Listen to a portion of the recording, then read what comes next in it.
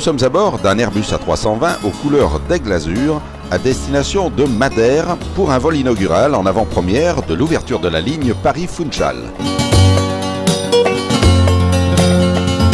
Mesdames et messieurs, bonjour, bienvenue à bord de ce vol Aigle Azur. Voici quelques informations concernant le déroulement de votre vol. Dès que nous aurons atteint notre altitude de croisière, nous aurons le plaisir de vous offrir un petit déjeuner, accompagné d'un service de viennoiserie, de thé, de café et de chocolat chaud. Nous sommes à votre disposition pour faire de ce voyage un moment agréable. Nous vous souhaitons un excellent vol. Créée en 1946, Aigle Azur est la plus ancienne compagnie privée française. Elle dispose actuellement d'une flotte de 11 appareils de la famille Airbus A320, dessert 30 destinations en vol régulier et opère également pour le compte de nombreux tours opérateurs.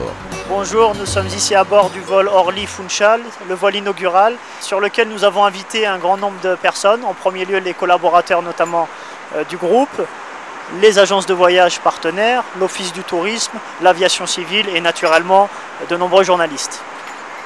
L'ouverture de cette ligne à destination de Funchal vient renforcer notre présence sur le Portugal, puisque nous opérons sur le pays déjà depuis plus de 3 ans maintenant, sur Lisbonne, Porto et Faro. Ça s'inscrit dans cette logique de proximité, de développement et qui répond surtout à une demande de la part du réseau de distribution et de l'Office du tourisme de Madère. Le vol se déroule dans les meilleures conditions pour les deux commandants de bord, Jacques Rambert et Sylvain Malassi. Nous sommes à bord donc, de cet Airbus 320 d'Aigle Azur à une altitude de 35 000 pieds.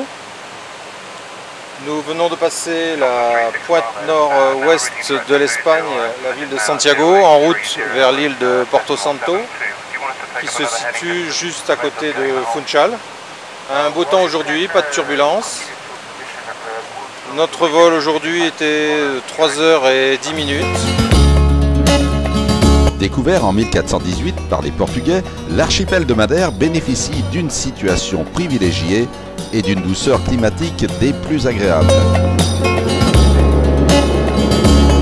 À l'arrivée, comme le veut la tradition dans le milieu aérien, les pompiers de l'aéroport baptisent l'avion pour ce premier vol.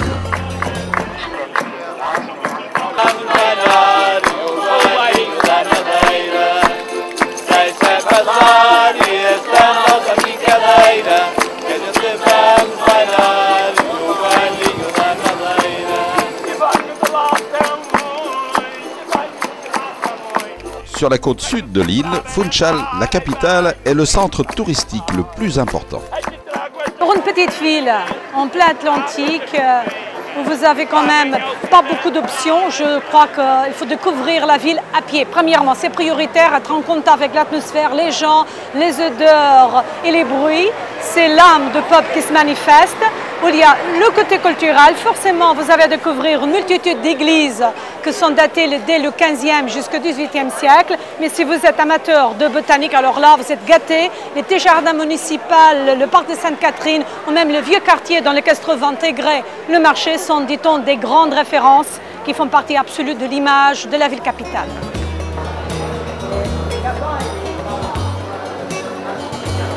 J'ai tiens avec moi un fruit que pour vous ça va être assez curieux parce que vous connaissez la plante, vous en aurez chez vous dans vos salons, dans vos verandas, mais à Madère, voilà, la nature encore une fois nous a gâtés avec la différence et ça nous donne des fruits. Je vous parle du connu philodendron que présentera un fruit tout à fait curieux comme celui-ci.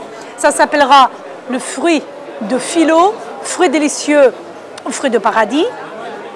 Il se garde vert tel qu'on vous le voyez. Et la preuve de sa maturité arrive à ce point-là, quand les écailles qui couvrent le fruit tombent spontanément et on mange l'intérieur. C'est un agréable mélange de banane, vanille, ananas. Si on vous parle de Madère, l'île, on vous parle également de vin de Madère. Le lien est là et c'est vrai que ni tout le monde connaîtra le vrai Madère dont je vais vous parler. C'est un vin liquoreux, alors s'implique l'idée claire d'un vin auquel on ajoute de l'alcool.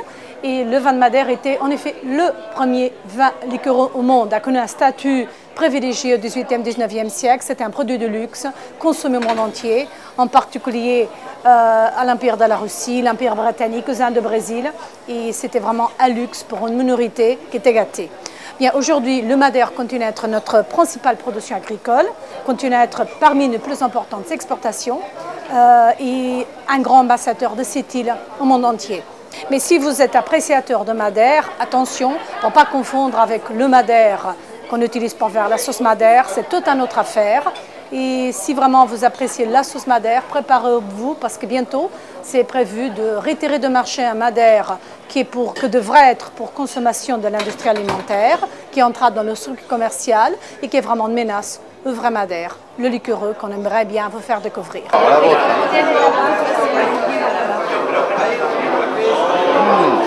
Alors, qu'en pensez-vous? Oh, ça c'est du Madère.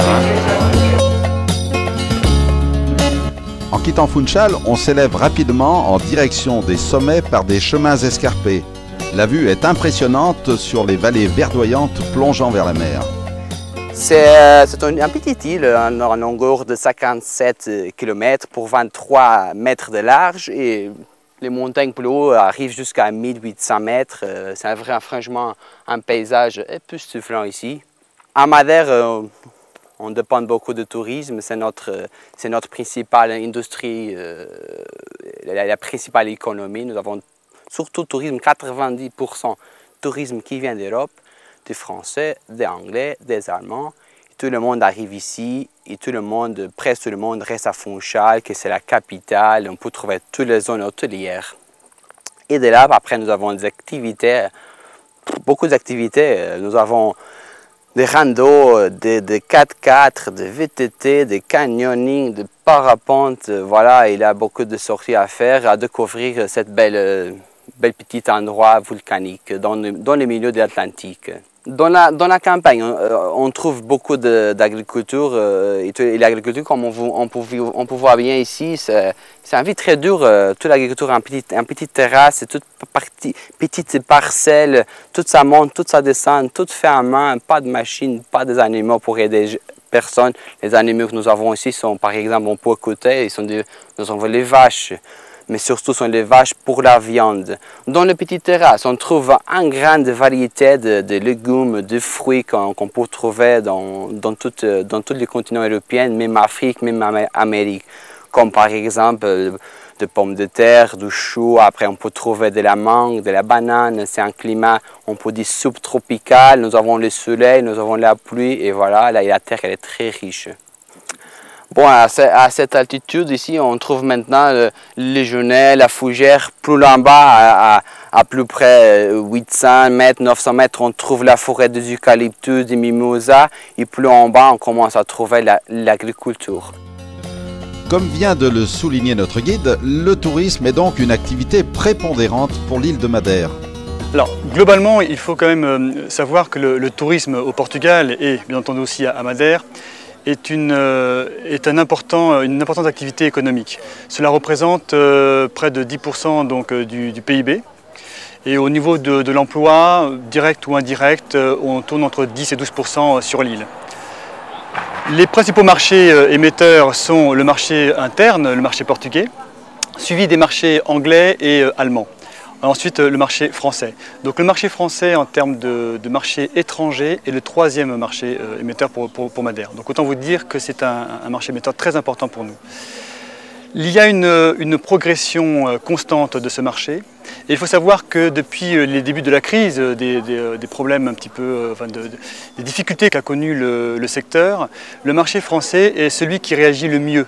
C'est-à-dire que c'est le seul pays à avoir maintenu ces chiffres, puisque nous sommes à plus 2,5% depuis le début de l'année, de janvier à octobre 2009, donc plus de 2,5% du marché français, alors que les autres marchés émetteurs importants, l'anglais ou l'allemand, ont baissé entre 10 et 18%.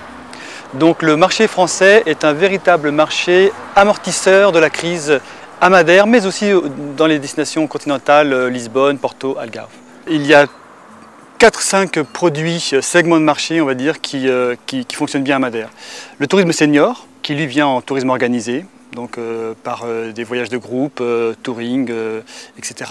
Donc là c'est une clientèle plutôt senior, on va dire entre 60 et 65 ans.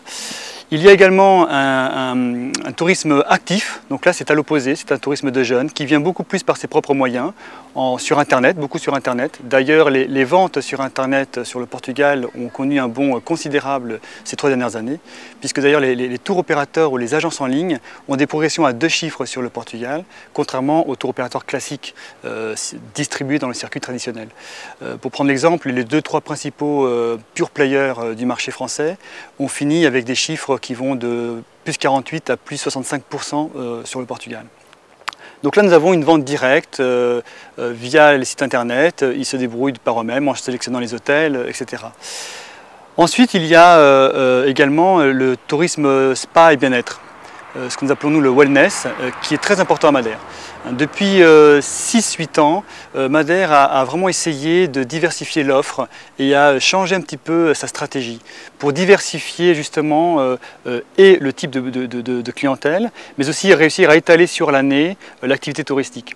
Donc ça a été par effectivement la mise en avant du tourisme actif, tout ce qui a trait à la randonnée bien entendu à Madère, le tourisme nautique, mais aussi les activités de plein air, les incentives pour le tourisme d'affaires par exemple. Et puis, plus récemment, tout ce qui est tourisme en espace rural, qui plaît beaucoup au marché français. Il y a une très belle offre en tourisme en espace rural, assez bien organisée, répertoriée, et c'est aussi quelque chose qui fonctionne bien auprès de la clientèle française. Nous considérons que certaines liaisons directes non-stop sont stratégiques, notamment les Paris-Funchal par exemple, et donc il y a un fonds d'investissement spécifiquement dédié à cela pour aider les compagnies aériennes à se lancer sur la destination, et puis ensuite aller plus loin en les accompagnant dans les campagnes de communication et de promotion. Le slogan, et je dirais même plus que le slogan, c'est la signature de la destination dans les campagnes de communication, c'est Madère, le corps et l'esprit. 2 jours inondés de soleil pour apprécier climat, paysage, gastronomie. Et il est déjà temps de quitter avec regret l'île aux fleurs et de mettre le cap sur Paris.